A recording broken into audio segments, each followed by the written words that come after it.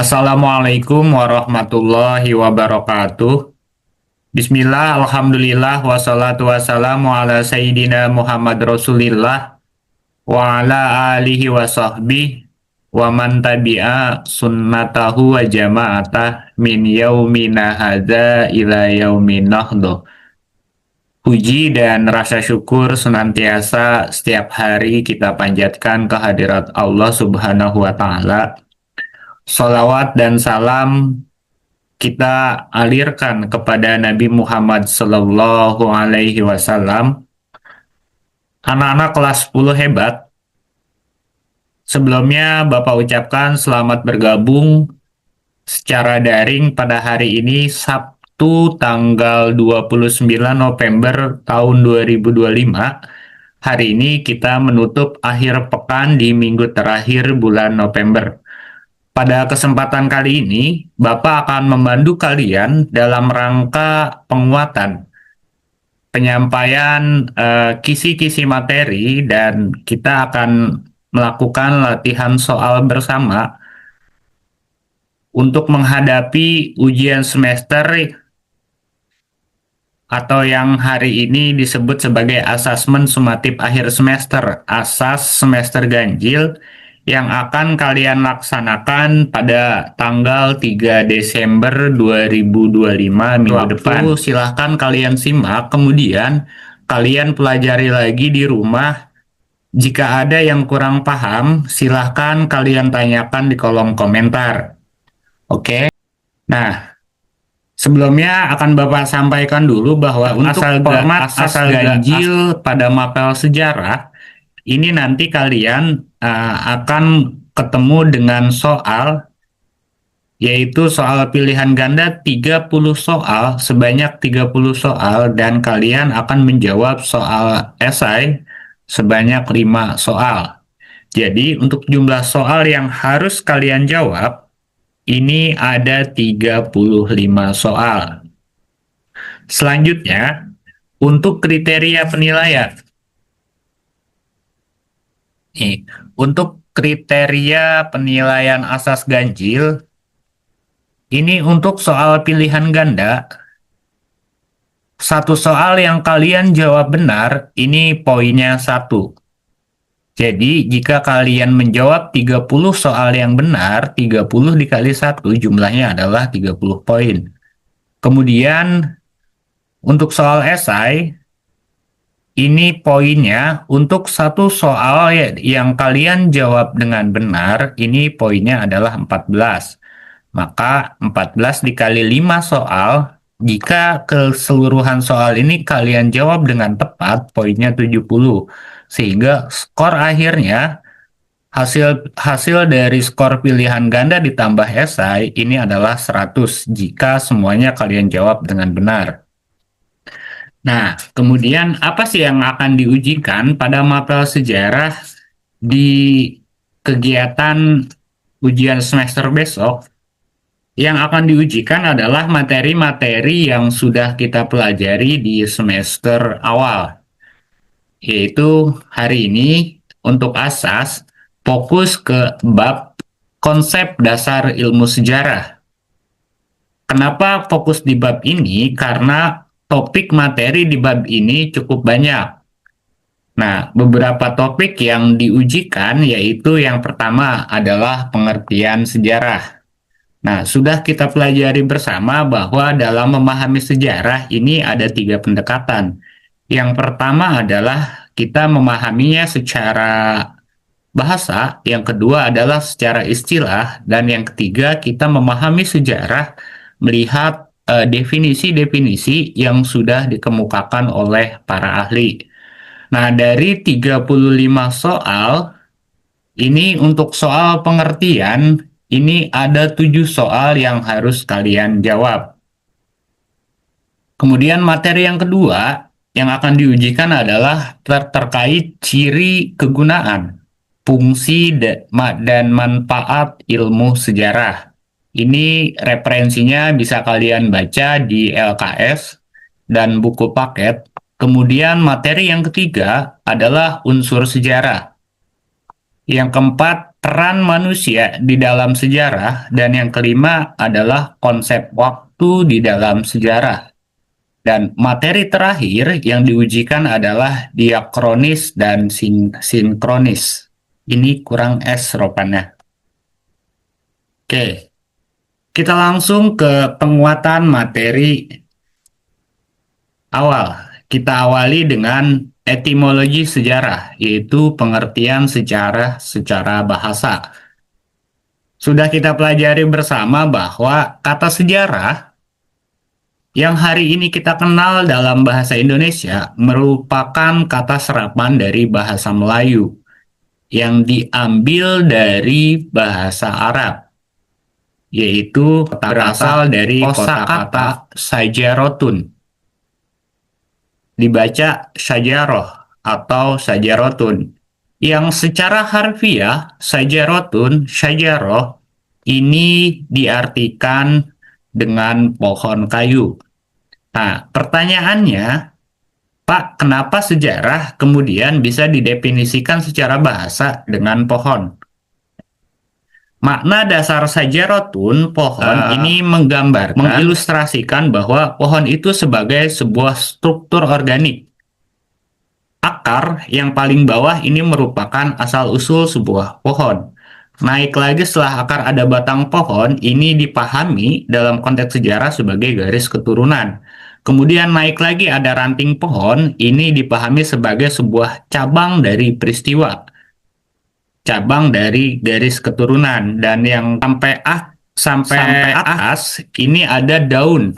Ya, ini dimaknai sebagai penjelasan detail atau deskripsi tentang masa lalu. Jadi, dari pengertian secara bahasa ini, sejarah dipahami sebagai sebuah pohon riwayat yang saling terhubung, saling keterkaitan dari bawah sampai atas, ya, yang mencerminkan asal-usul, kemudian masuk ke batang, ini menjadi perkembangan dan akhirnya ke cabang, merupakan sebagai bentuk perkembangan cabang kehidupan manusia. Nah, kata sejarah ternyata tidak hanya dikenal di dalam sejarah kamus, juga dikenal dalam bahasa-bahasa lain.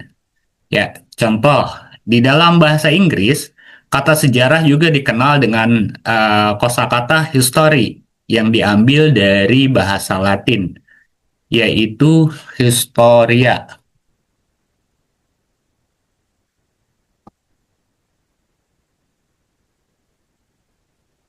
Oke, sebentar. Historia ini pengertian secara bahasanya adalah peristiwa masa lalu.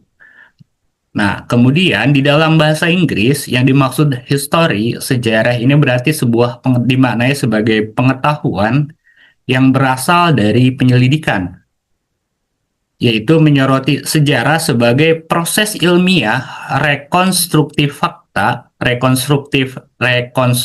fakta, bukan sekedar cerita. Jadi, yang dimaksudkan sejarah dalam bahasa Inggris, history di sini bahwa sejarah ini merupakan kejadian yang valid, sahih, yang benar terjadi di masa lalu, dan kesimpulan ini didasarkan dari hasil penyelidikan. Ya, jadi sejarah ini maknanya bukan cerita fiksi, bukan berita hoak, tetapi cerita yang memang benar-benar terjadi. Nah, kita tahu ini bisa terjadi karena kita melakukan penyelidikan. Nah, ini yang dimaksud sejarah dalam bahasa Inggris yang diambil dari kosakata history. Kemudian, sejarah juga ada dalam kosakata Yunani, yaitu historia, yang secara bahasa ini dipahami dengan peneliti atau saksi mata. Nah, maknanya apa? Maknanya adalah melambangkan penyelidikan atau pengetahuan melalui pengamatan. Ya. Jadi yang dimaksud peneliti atau saksi mata ini maknanya adalah melakukan penyelidikan. Ini investigatif, penelitian, dan kemudian ini dipahami, saksi mata ini dipahami sebagai pengetahuan melalui pengamatan. sesuatu yang diamati. Sehingga menjadikan sejarah sebagai disiplin ilmu yang aktif dalam melakukan pencarian kebenaran secara historis. Artinya, setiap peristiwa yang terjadi di masa lalu ini bisa dipertanggungjawabkan. Bukan cerita bohong, bukan cerita yang direkayasa dan tidak benar terjadi sebelumnya. Nah, di dalam bahasa Jerman juga sejarah kok ada kosakatanya yaitu Geschichte ya, yang berasal dari Geschehen yang dimaknai secara bahasa ini terjadi atau kejadian. Oke, maknanya adalah sejarah dalam bahasa Jerman ini secara bahasa berarti sesuatu yang telah terjadi fokus pada rekonstruksi peristiwa sebagai alur dinamis kehidupan manusia. Nah, tadi sudah kita lihat bahwa dalam perspektif bahasa secara etimologi bahwa sejarah ada dalam kata sejarah ada dalam bahasa Inggris, bahasa Arab, bahasa Yunani, dan bahasa Jerman. Dari keempat referensi ini bahwa maknanya adalah sama. Sejarah merupakan sebuah peristiwa masa lalu yang didasarkan dari hasil penelitian, dari hasil penyelidikan, dari hasil pengamatan. Sehingga sebuah peristiwa itu hari ini bisa dikenang sebagai sejarah. Oke, selanjutnya kita masuk ke pengertian sejarah secara terminologi atau secara istilah. Ya, di dalam Kamus Besar Bahasa Indonesia, pengertian sejarah ini memiliki makna atau arti dengan tiga pengertian. Yang pertama adalah sejarah dipahami sebagai asal-usul atau keturunan, silsilah. Yang kedua, sejarah ini dipahami sebagai kejadian atau peristiwa yang benar terjadi pada masa lalu. Ya, baik ini dasarnya adalah riwayat, kemudian tambo atau cerita, cerita yang kita dengar. Nah, yang ketiga, ini lebih ilmiah. Jadi yang dimaknai sejarah menurut KBBI yaitu sebuah pengetahuan atau uraian tentang peristiwa yang benar terjadi pada masa lalu. Ya, tiga pengertian ini, tiga definisi ini saling keterkaitan. Yang pertama adalah sejarah dipahami sebagai asal-usul, sebagai dasar, sebagai basic. Yang kedua, sejarah sebagai sebuah kejadian atau peristiwa yang benar terjadi. Dan pengertian yang ketiga, sejarah dipahami sebagai pengetahuan atau uraian. Oke, ini pemahaman sejarah secara terminologi. Berarti sampai sini kita sudah memahami konsep dasar sejarah. Yang pertama tadi pemahaman sejarah secara bahasa dan yang kedua ini adalah pemahaman sejarah secara terminologi atau secara istilah. Yang rujukannya kita ambil dari Kamus Besar Bahasa Indonesia. Kemudian yang ketiga, cara kita memahami sejarah ini adalah melihat perspektif atau pandangan para ahli sejarah yang kita kenal dengan sejarawan. Jadi kita yang fokus mendalami atau ketertarikan kita kepada cerita-cerita sejarah ini secara disiplin ilmu, secara profesi dinamai sebagai sejarawan.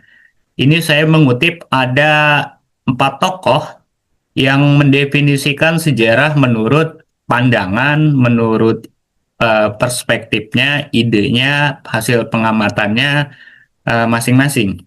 Yang pertama, kita ambil kutipan sejarah pemaknaannya dari Raden Muhammad Ali. R-nya Raden apa-apa nih? R Muhammad Ali lah ya.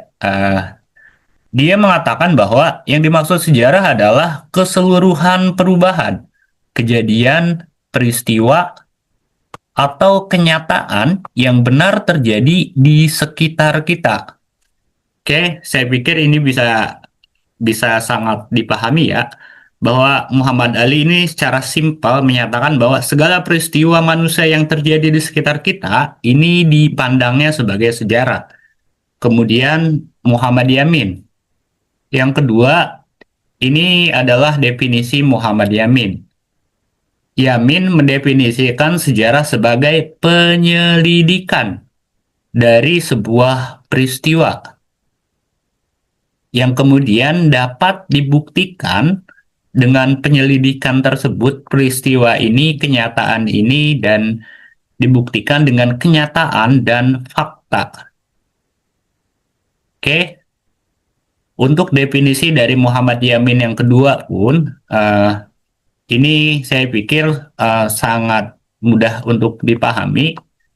Kita lanjut ke pengertian yang ketiga, sejarah ditulis oleh E.H. Carr. Ini di dalam bukunya tahun 1965, Carr mendefinisikan bahwa sejarah sebagai sebuah proses interaksi yang dilakukan secara terus-menerus antara sejarawan dengan fakta. Sebuah dialog yang tak berujung antara masa kini dan masa lalu. Ya, jadi bisa kita pahami ya, dari tiga konsep sejarah ini, bahwa Raden Muhammad Ali menekankan bahwa setiap peristiwa yang ada di sekitar kita itu bisa dimaknai sebagai sejarah. Kemudian Yamin menekankan bahwa yang dimaksud sejarah adalah peristiwa yang bisa dibuktikan dengan fakta atau dengan kenyataan. Dan yang ketiga, Carr ini mendefinisikan bahwa sejarah adalah proses interaksi antara seseorang dengan fakta, dengan realita yang ada, yaitu realita hari ini dengan kejadian-kejadian dan yang terjadi pada masa lalu. Nah, yang keempat, saya mengambil kutipan sejarah dari Ibnu Khaldun. Ibnu Khaldun ini seorang filosof Muslim sekaligus seorang sejarawan Muslim. Di dalam bukunya Muqaddimah, Ibnu Khaldun mendefinisikan sejarah sebagai sebuah catatan masyarakat, umat manusia, atau peradaban dunia, dan tentang perubahan-perubahan yang terjadi pada watak masyarakat. Nah, Ibnu Khaldun ini kemudian perspektifnya adalah lebih luas. Dia mendefinisikan sejarah sebagai sebuah catatan masyarakat umat manusia. Ya, jadi bukan person to person lagi yang menjadi objek kajiannya, bahwa yang dimaksudkan sejarah adalah tentang peradaban manusia, kebiasaan-kebiasaan umum manusia yang terjadi pada masa lalu dan hari ini perubahan-perubahannya. Dan ini disebutnya sebagai sebuah watak yang ada pada masyarakat. Oke, nah ini konsep dasar awal sejarah. Tadi yang sudah kita pahami adalah memahami sejarah secara etimologi atau bahasa. Ini pendekatannya kita ambil dari 4 bahasa, yaitu Arab, Inggris, kemudian Yunani, dan Jerman.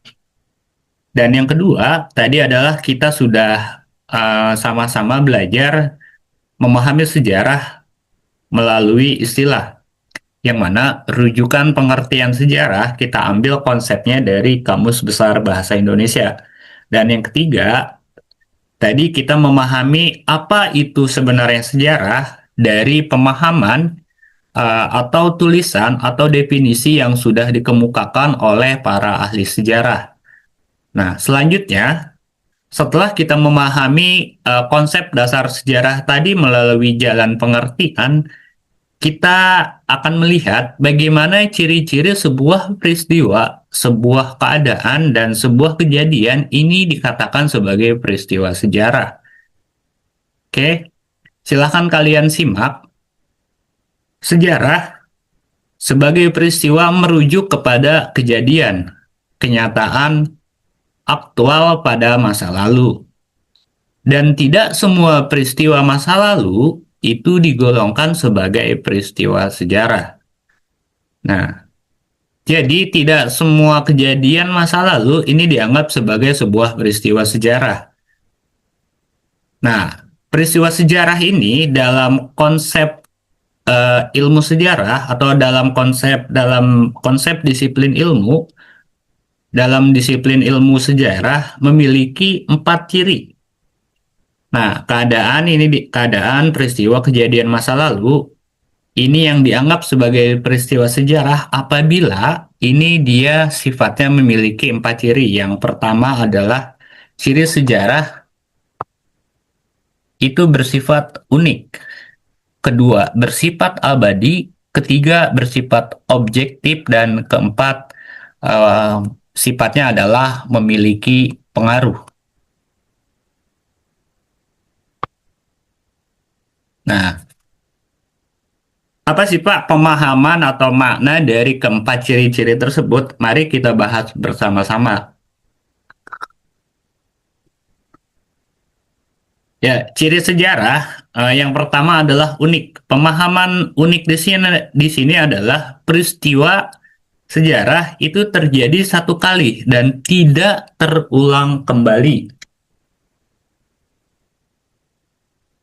Contoh, peristiwa proklamasi kemerdekaan Republik Indonesia terjadi pada tanggal 17 Agustus 45. Nah, kita sepakat bahwa hari proklamasi itu terjadi pada tanggal 17 Agustus tahun 45. Dan peristiwa itu hari ini kita kenang sebagai peristiwa bersejarah karena itu terjadi satu kali dan tidak mungkin terjadi yang kedua kalinya. Oke, sampai di sini bisa dipahami. Yang kedua, peristiwa ini bersifat abadi. Ya, pemahaman abadi di sini adalah peristiwa yang terjadi pada masa lalu dan tidak dapat diubah. Contoh lagi, masih dengan contoh yang sama. Peristiwa proklamasi adalah benar sebuah peristiwa yang terjadi pada tanggal 17 Agustus 45. Nah, peristiwa ini tidak mungkin sekarang kita ubah bahwa yang tadinya dari tanggal 17, proklamasi itu ternyata tanggal 29 November. Kan nggak mungkin. Nah, ini yang dimaksud sebagai peristiwa sejarah, ciri-ciri peristiwa sejarah dipahami sebagai sifatnya memiliki sifat abadi. Tidak bisa digeser-geser dan tidak dapat diubah.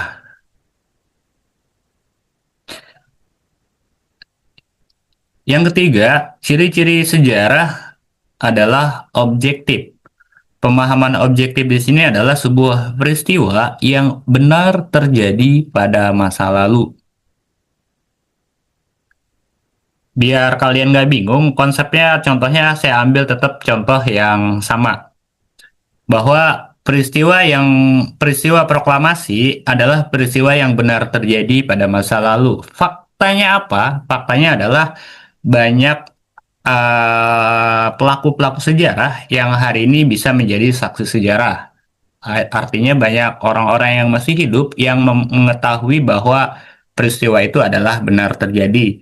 Misal, referensi atau sumber primernya bisa dari keluarga atau keturunan-keturunan para tokoh proklamasi. Itu satu sumbernya.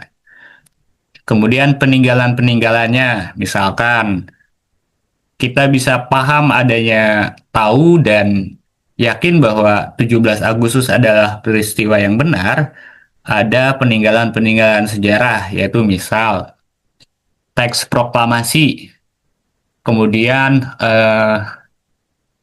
rumah Soekarno di Jalan Pegangsaan Timur. Ya.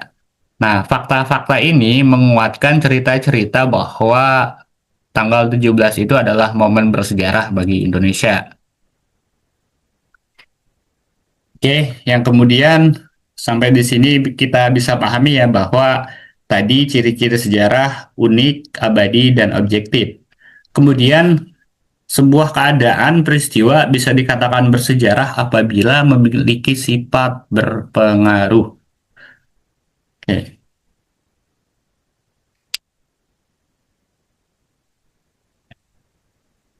contoh, Pemahaman berpengaruh di sini adalah sebuah peristiwa yang terjadi pada masa lalu mempengaruhi kondisi saat ini. Ya, misal, kalau tidak adanya peristiwa, contoh lagi ya, tidak adanya peristiwa 17 Agustus 1945, tentu mungkin hari ini kita tidak sebagai warga negara Indonesia yang merdeka, berdaulat, berdiri di kaki sendiri. Bisa jadi kalau peristiwa proklamasi kemerdekaan itu tidak ada, kita hari ini menjadi bagian dari negara perserikatan atau bagian dari negara persemakmuran Inggris. Kalau misalkan setelah dibomnya Jepang oleh Amerika, ternyata Inggris yang masuk lagi ke Indonesia. Ataupun bisa jadi kita bisa menjadi negara persemakmuran Belanda. Karena waktu itu, ketika Jepang mengalah, Belanda coba masuk lagi ke Indonesia. Nah, ini menandakan bahwa peristiwa proklamasi ini mempengaruhi kondisi kita saat ini. Karena adanya proklamasi, kita hari ini memiliki sebuah negara yang bebas berdaulat dan semuanya adalah dikelola oleh warga dari warga dan untuk warga negara Indonesia. Oke. Nah, untuk keempat ciri-ciri sejarah di sini, mungkin kalian sudah bisa pahami jika memang ada penjelasan-penjelasan dari Bapak yang kurang jelas, nanti kalian bisa tanyakan lagi di komen. Oke, kita lanjut. Di awal tadi kita memahami sejarah dari konsep pengertian sejarah. Nah, kemudian yang kedua, tadi kita melihat sebuah peristiwa ini dikatakan sejarah apabila memiliki keempat ciri-ciri tadi, yaitu abadi, unik, berpengaruh, dan bersifat objektif. Nah, selanjutnya adalah apa sih Pak? Kegunaan kita, manfaat kita mempelajari ilmu sejarah. Nah, ini saya ambil dari rangkuman dari LKS bahwa manfaat, kegunaan, fungsi, dan sejarah ini ada 4. Satu adalah fungsinya, manfaatnya sebagai edukatif. Kedua, fungsinya sebagai inspiratif. Ketiga, fungsi sejarah, manfaat sejarah ini sebagai rekreatif. Dan yang keempat sebagai instruktif. Apa sih makna dari keempat manfaat ini? Yang pertama, bisa kalian pahami pengertian manfaat sejarah secara edukatif. Sejarah ini bisa dijadikan pelajaran dalam kehidupan sehari-hari kita. Artinya kita bisa mempelajari dari sejarah, mempelajari eh, menjadikan sejarah sebagai pelajaran. Contoh ginilah, contoh yang paling sederhana. Jika kalian lewat di jalan kemudian tahu ada jalan berlubang, nah, besokannya mungkin kalian tidak akan melewati jalan yang berlubang itu. Ya, artinya belajar sejarah adalah kita bisa menjadikan sejarah sebagai sebuah pelajaran. Kalau di hari pertama ternyata kalian bawa motor di jalan berlubang kalian jatuh, ketika tahu itu maka besokannya kalian akan hati-hati ketika melewati jalan yang sama. Nah, ini fungsinya berarti adalah fungsi edukatif, pengalaman, kejadian atau peristiwa yang kita alami dijadikan sebagai sebuah pelajaran. Yang kedua, fungsi sejarah adalah sebagai inspiratif. Makna inspiratif di sini adalah sejarah kita pahami sebagai sarana pengembangan inspirasi. Contohnya apa, Pak? Yang pertama, kalau kita ambil dari Soekarno, kita menginspirasikan beliau sebagai bapak tokoh proklamator. Ya, ini mengajarkan kepada kita bahwa di dalam hidup ini kita harus terus berjuang dan harus menentukan apa yang harus kita perjuangkan. Itu dari sosok Soekarno. Yang kedua, ketika kalian membedah, ketika kalian mempelajari kepribadian, sosok, sejarah, biografi Muhammad Hatta. Ya, apa yang bisa kita jadikan inspirasi dari Muhammad Hatta untuk pribadi kehidupan kita? Misal, Hatta lahir dari keluarga yang religius. Ya, kondisinya saat itu memungkinkan dia harus memainkan peran. Dia menjadi sebuah pelaku sejarah karena punya tujuan yang diperjuangkan, yaitu kemerdekaan. Nah, setelah fase kemerdekaan, Hatta diangkat sebagai wakil Presiden Soekarno yang harusnya secara pelayanan, secara keuangan tentunya itu memiliki pelayanan yang akses layanan yang lebih dari masyarakat biasa. Tapi Hatta sebagai pejabat negara, dia mempunyai integritas yang hari ini harus kita contoh. Salah satunya sudah kita pahami waktu itu bahwa Hatta tidak mengambil sepeser pun uang yang bukan diperuntukkan untuknya. Misal ketika dia diberikan uang untuk berobat sekian juta, namun biaya pengobatannya itu kurang dari apa yang dia terima dari negara, sisanya adalah dikembalikan kepada negara. Ini adalah sikap integritas yang harus kita contoh untuk kepribadian kita. Nah, jadi dari dua tokoh inspiratif tadi, makanya sejarah ini dipahami manfaatnya sebagai sumber inspiratif untuk kita. Contoh lagi misalkan, Habibie adalah orang jenius yang hari ini kecerdasannya diakui, karyanya diakui oleh orang-orang di dunia ini dalam membentuk dalam membentuk pesawat terbang. Ya. Nah, dari situ mungkin akan jadi inspirasi bahwa kepada kita bahwa oh ternyata dulu Habibie bisa paham bagaimana teknologi pesawat terbang karena dia kuliah di ITB misalkan. Nah, hari ini karena berangkat dari kita mengetahui itu, kita punya cita-cita, oh setelah lulus SMA, cita-cita saya pengen kuliah di ITB. Nah, ini ketika kalian punya pikiran seperti itu, dari gambaran itu berarti telah memberikan inspirasi kepada kita, sekaligus menjadikan dorongan motivasi ekstrinsik atau motivasi dari luar untuk bagaimana kita mencapai tujuan atau menentukan cita-cita yang akan kita gapai. Nah, fungsi yang ketiga, sejarah ini manfaatnya adalah sebagai rekreatif.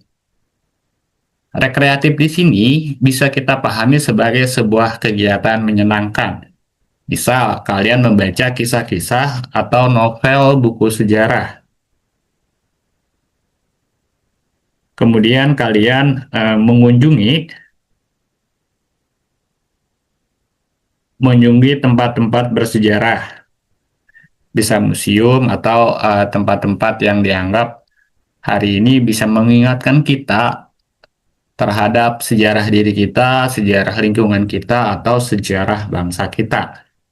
Yang terakhir ini fungsi sejarah atau manfaat sejarah itu sebagai instruktif.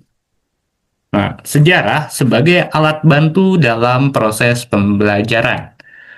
Artinya sejarah di sini merupakan pengetahuan yang diajarkan secara turun-temurun di dalam kegiatan belajar mengajar atau di dalam sistem pendidikan hari ini. Oke, demikian tadi manfaat dari ilmu sejarah. Selanjutnya, kegunaan sejarah. Ini Kunto Wijoyo membagi sejarah ke dalam dua hal, yaitu guna sejarah secara intrinsik dan ekstrinsik. Secara intrinsik, ada 4 kegunaan sejarah, yaitu sejarah sebagai ilmu, sejarah sebagai cara untuk mengetahui masa lalu, sejarah sebagai pernyataan pendapat, sejarah sebagai profesi.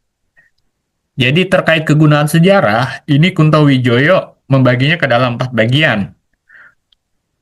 Pertama, gunanya sejarah bisa dikatakan sebagai ilmu. Sejarah bisa dikatakan sebagai cara untuk kita mengetahui masa lalu. Nah, sejarah ini merupakan sebuah pernyataan pendapat, dan sejarah manfaatnya bisa sebagai profesi. Sejarah, pemahaman sejarah sebagai ilmu bisa kita pahami bahwa sejarah sebagai pengetahuan terbuka untuk mengetahui masa depan, dan penulisannya menggunakan prinsip-prinsip atau kaidah-kaidah yang diakui secara umum, secara universal. Kegunaan sejarah yang kedua yaitu sejarah dipandang sebagai cara untuk mengetahui masa lalu. Nah, maknanya adalah sejarah dapat diketahui dengan cara mitos atau mendengarkan cerita. Nah, kalau kalian mendengarkan orang tua bercerita tentang A, B, C, dan D, maka itu adalah, dan ketika kalian mengetahui itu dari cerita, maka itu merupakan kita memahami peristiwa sejarah, peristiwa masa lalu dengan cara diceritakan atau mendengar dari orang lain, bukan dari fakta atau bukti tertulis, merupakan dari si pelaku sejarah atau saksi sejarah. Oke. Kemudian sejarah sebagai pernyataan pendapat. Ini bisa kita pahami dengan cara mengetahuinya dari apa yang sudah dikemukakan oleh ahli sejarah, pendapat para sejarawan. Contoh, tadi kita sudah memahami sejarah dari definisi-definisi yang sudah dikemukakan oleh 4 ahli sejarah. Dari 4 ke 4 definisi itu, akhirnya kita bisa membuat kesimpulan bahwa sejarah adalah sesuatu yang membicarakan tentang peristiwa masa lalu, yaitu peristiwa manusia yang benar terjadi adanya. Kemudian sejarah sebagai profesi, ketika kalian mendalami, menggeluti, dan menekuni eh, dunia sejarah, maka kalian sejarah ini bisa dijadikan oleh kalian sebagai profesi, profesi yang profesional. Bisa sebagai guru sejarah, dosen sejarah, kemudian kalian bisa bekerja di kantor arsip, bisa sebagai arkeolog, kemudian di dinas purbakala, peneliti sejarah, dan lain-lain. Nah, ini kegunaan sejarah. Tadi ada 4 ya. Satu, sejarah sebagai ilmu, sejarah sebagai cara kita untuk mengetahui masa lalu. Ketiga adalah sejarah merupakan pernyataan pendapat. Artinya kita bisa paham dari para ahli yang memberikan pengertiannya terhadap sejarah. Dan yang keempat adalah sejarah sebagai profesi. Oke, ini kegunaan sejarah. Kita lanjut. Prinsip. Selanjutnya, kita akan mendalami bagaimana kegunaan sejarah secara ekstrinsik. Boleh kita sama-sama baca di dalam hati? Ya, ini saya ambil 3 kegunaan sejarah secara ekstrinsik. Untuk lengkapnya, kalian bisa buka LKS, yaitu secara eksternal, kegunaan sejarah adalah sebagai pendidikan moral, sebagai pendidikan penalaran, dan sebagai pendidikan politik. Maksudnya apa, Pak? Yang pertama, sebagai pendidikan moral, sejarah diajarkan melalui penalaran pada masyarakat. Ya, berarti proses sejarah diajarkan kepada masyarakat melalui budaya. Contoh, misalkan kalau ada tradisi, kalau dulu di tradisi umat Hindu-Buddha, ketika ada orang meninggal, kita selaku tetangga biasanya menemani si sohibul musibah atau orang yang terkena musibah dengan minum-minum, mabok-mabokan, main judi.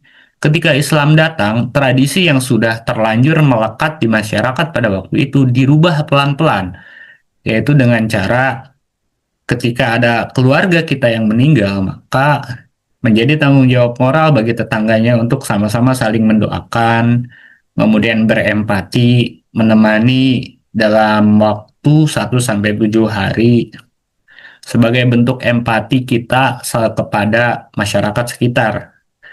Nah, yang kedua, sejarah sebagai pendidikan penalaran. Artinya, sejarah ini berhubungan dengan penalaran dan pemikiran kritis. Ya, sejarah berangkat diperuntukkan untuk bisa dinalar dan dipikirkan secara kritis. Yang ketiga, sejarah sebagai pendidikan politik ini lebih ke arah peran pemerintah yang harus memfasilitasi pendidikan kewarganegaraan. Makanya kita hari ini diwajibkan untuk belajar Pancasila, pendidikan kewarganegaraan. Kemudian kalian juga diajarkan untuk belajar sejarah, sejarah kebangsaan. Nah, ini merupakan sebuah pendidikan politik yang jadi kebijakan oleh pemerintah yang tujuannya adalah kita bisa mengenal jati diri kita, jati diri bangsa kita, asal-usul leluhur kita, siapa para pendiri bangsa kita, sehingga dari apa yang sudah diwariskan oleh mereka dalam konteks secara umum, dalam konteks secara luas, hari ini kita menempatkan diri untuk meneruskan menjaga warisan ini untuk tetap terjaga sampai anak cucu kita nanti. Nah, oke, ini sudah ke konsep selanjutnya, yaitu struktur sejarah. Nah, struktur sejarah sebagai ilmu mencakup peristiwa yang bersifat aktual.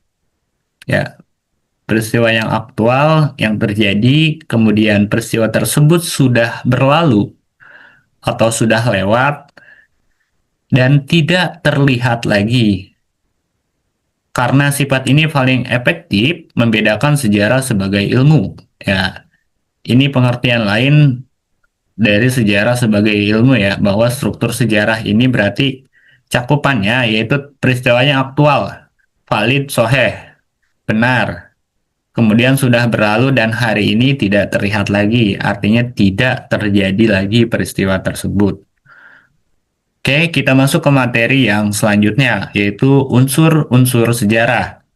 Sebuah peristiwa bisa dikatakan sebagai peristiwa sejarah apabila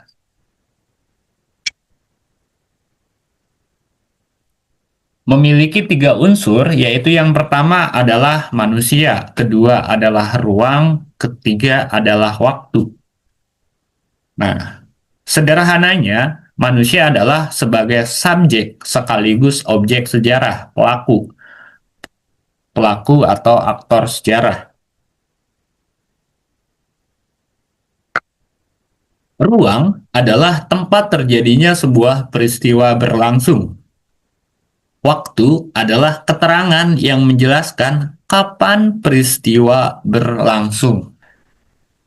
Ya, kenapa sejarah unsurnya harus ada manusia? Karena sejarah adalah sesuatu pengetahuan yang menceritakan tentang peristiwa manusia. Jadi kalau kalian lihat kucing mati atau lihat kucing ditabrak, ini bukan sebagai sebuah peristiwa bersejarah. Karena objeknya, objek sejarah adalah manusia itu sendiri. Makanya di dalam sejarah ini harus terdapat 3 unsur. Ada manusianya, ada ruangnya, ada waktunya. Ya, perannya adalah manusia sebagai subjek sekaligus objek, ruang adalah tempat terjadinya peristiwa objek dan subjek itu terjadi, dan waktu adalah yang menerangkan kapan peristiwa, keadaan, kejadian itu terjadi. Oke, konsep dasar ini saya pikir bisa kalian pahami lah ya. Bisa kalian pahami. Kalau memang masih ada yang belum mudeng atau belum nyambung, nanti boleh kalian komen di komen, boleh kalian tanyakan di komen. Selanjutnya, ini ada konsep terkait sinkronis dan diakronis. Ya.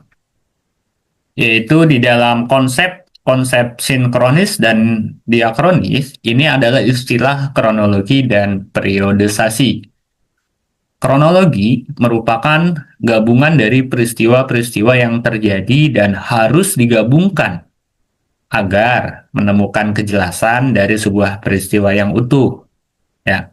Jadi pemahaman kronologi adalah gabungan peristiwa-peristiwa agar menemukan kejelasan yang utuh terhadap sebuah peristiwa. Oke, kalau ada yang masih bingung, nanti boleh bertanya. Kemudian manfaat dari kronologi adalah untuk menghindari kerancuan dalam periode waktu sejarah. Yang kedua, merekonstruksi peristiwa sejarah masa lalu berdasarkan urutan waktu untuk mempermudah pembelajaran sejarah. Ini saya ambil dari LKS halaman 17 dan 18. Silahkan kalian sambil buka, coba baca lagi di halaman 17 dan 18. Yang kedua, ada konsep periodisasi. Periodisasi atau pembabakan merupakan tingkat perkembangan massa di dalam sejarah. Pembabakan dilakukan karena adanya rentang waktu. Nah, periodisasi bertujuan untuk mempermudah gambaran sejarah, menyederhanakan kisah sejarah. Dasar penyusunan sejarah memenuhi syarat ilmu pengetahuan dan mengetahui peristiwa secara kronologis. Oke, ini dua konsep terkait kronologi dan periodisasi. Nanti bisa kalian baca lagi setelah ini. Kemudian di dalam LKS halaman 29, kita mengenal ada konsep waktu di dalam sejarah. Menurut Kunto Wijoyo, ini ada 4 konsep. Yang pertama adalah perkembangan. Maksudnya apa, Pak, terkait perkembangan? Yaitu masyarakat yang berkembang akan membawa bentuk baru yang lebih relevan dengan kondisi zaman. Contoh misalkan dalam tata kelola kondisi Nusantara, pengelolaan tata kelola masyarakatnya adalah berbentuk kerajaan. Nah, ketika zaman kerajaan kemudian bergeser berkembang kepada zaman penjajahan, dimulailah perubahan-perubahan sistem tata kelola pemerintahan yang pada akhirnya masuk ke zaman kebangkitan nasional, zaman kemerdekaan, sehingga berevolusi dari zaman kerajaan, kemudian peralihan ke zaman kerajaan dan ke konsep demokrasi, sehingga hari ini kita tidak lagi mengenal konsep kerajaan, melainkan konsep demokrasi dalam tata kelola pemerintahan. Ini adalah evolusi perkembangan zaman. Nah, kemudian kesinambungan. Kesinambungan maknanya adalah kecenderungan masyarakat dalam mengadopsi cara-cara lama dan menjadi dasar kesinambungan sejarah dari masa lalu. Yang ketiga adalah pengulangan. Peristiwa yang sama terulang kembali di masa berikutnya. Contoh misalkan, Presiden pertama kita, Insinyur Soekarno, karena terjadinya kondisi ekonomi yang sulit pada waktu itu, maka gerakan mahasiswa ini menjadi dasar, menjadi awal, kemudian diturunkannya Soekarno, dilengserkannya Soekarno sebagai presiden. Hal itu kemudian berulang kembali di zaman presiden yang kedua. Setelah 30 tahun memimpin, Soeharto kemudian lengser jadi presiden pada tahun 1998, diawali dengan proses demonstrasi besar-besaran yang diinisiasi oleh para mahasiswa. Nah, Soekarno turun jadi presiden karena ada dasar desakan masyarakat yang diwakili oleh mahasiswa.